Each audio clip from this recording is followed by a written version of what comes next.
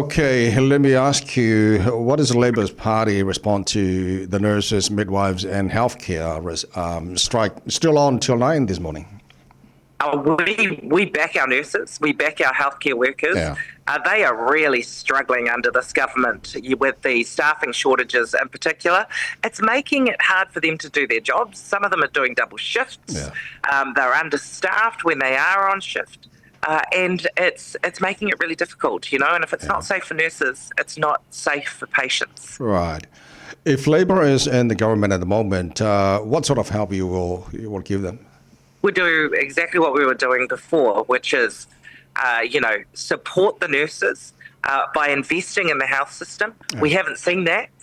What we heard from the nurses yesterday on the front line is what they see as a government who's prioritised tax breaks for landlords, tax breaks for the tobacco industry, but not investing enough in our health services.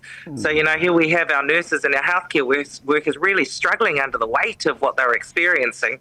And we know, Tawai, when we go in for ourselves or we take our children or we take our parents in for the treatment they need, it is really hard right now. Okay, Lily, my co-host, Natasha, would like to ask you a question, please. Yeah, sure. Carmel, it was so good to have you in our midst last week Saturday with our Pacifica mini conference. Your presence is always an encouragement and an empowerment within the women's space. So malo whawhitai, but I just need to ask, what strategies are you refining as Deputy Leader of the Opposition to grow Labour's support among women and Pacific voters, especially, as the government policies and public messages continue to change? Well, I think if we think, and can I just say the Pacifica conference was awesome. I wish I could have stayed for the whole day. And I feel inspired whenever I'm amongst our own women. So it was good to be able to spend some time there. I think one of the biggest issues at the moment is the pay equity issue, and it's not going away. And we need to remember that so many of those women that experience that gender pay gap, that are paid the least, are actually our Māori and Pacific women. So all of those worker-related policies are things that Labour has always prioritised and been good at. Whereas what you see with this government is basically a deprioritisation of women, and that affects our Pacific women more than anyone else. But in terms of our Pacific community, we should be worried about things like pay equity, but front of mind as well, which the pay equity issue sits in too, is cost of living, like how people working hard, trying to make ends meet, put food on the table, keep the roof over their head, over the family's head, is the biggest issue right now. And you can't trust a national government to implement policies that will actually respond to the needs of low and middle income New Zealanders. It's always been Labour that's done that. Okay, Honourable Carmel, a few announcements from the government last couple of weeks, including a new medical school at Kirikiriroa, Waikato. Do you think this will be good for our people from the Pacific?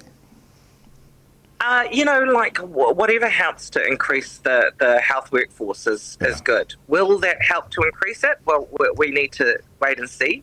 I think some questions have been raised about how that medical school has come about and whether or not the process was transparent and done in the way that New Zealanders could expect. We certainly need the health workers. The problem at the moment is not so much with training them, it's about the fact that they're not staying in New Zealand. I mean, that came up yesterday with the nurses. So many of them now are moving to Australia because the working conditions are so much better than what we have here. So, it's all good to train people up, but how do you keep them in New Zealand? Right now, we've got record numbers moving to Australia, and so many of them are from the health sector and industries like the infrastructure sector. Yeah. Carmel, we're now into the last half of the year 2025.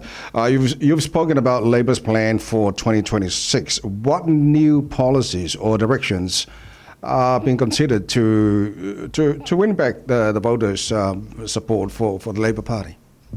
Well, Tawai, our priority policies will be, and what we will be prioritising, will be in the areas that we continue to talk about, and we know that they're the ones that are the most important for New Zealanders.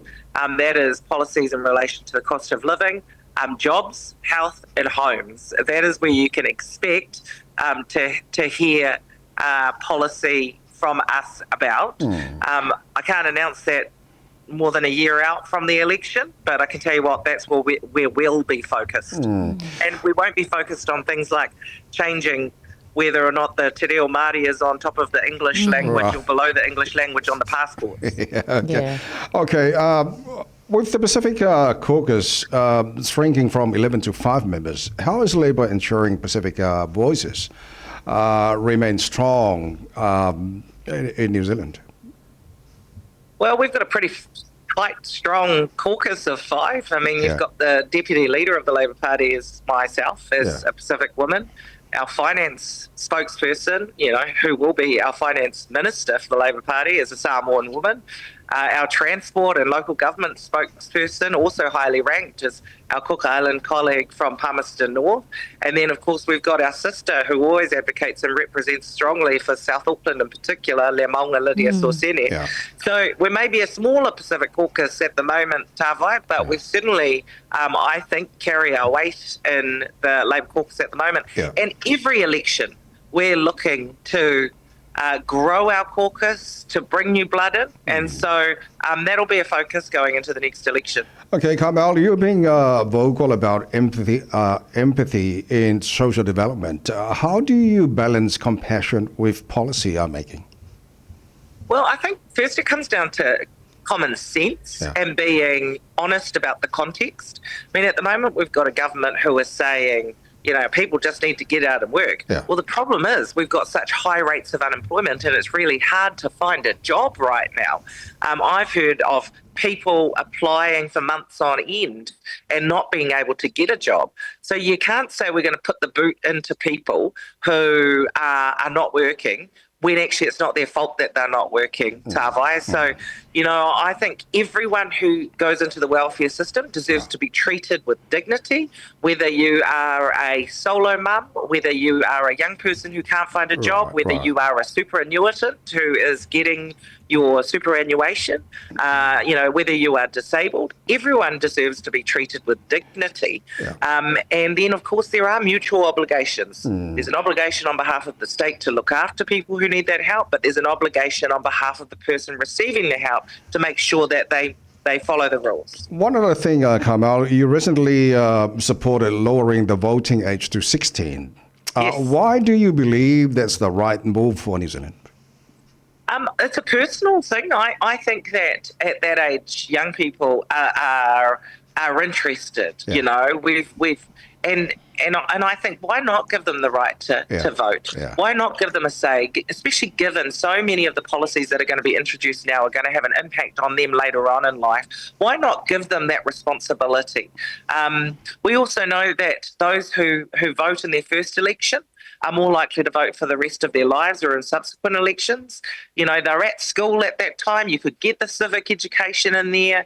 You could make sure that they're enrolled to vote. You could get them excited. And then hopefully that'll mean for the rest of their lives that they participate in the democratic process. Right, okay. Finally, Carmel, how can we better engage Pacific youth in politics and civic life?